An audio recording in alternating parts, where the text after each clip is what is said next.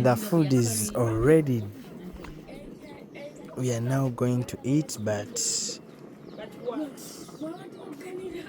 we are still smoking the meat.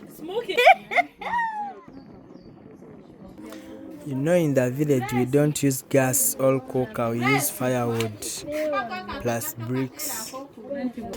But in our local language it's known as choto. We don't use ovens or cookers or whatever.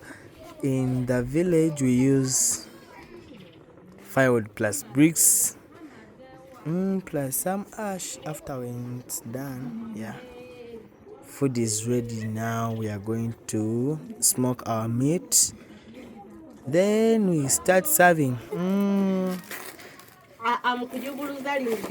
Please, can you see how they kuyubuluza as in peeling in English?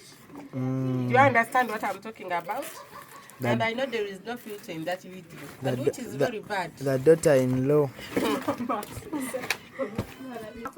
Daughters-in-law cooking food. That's firewood and bricks.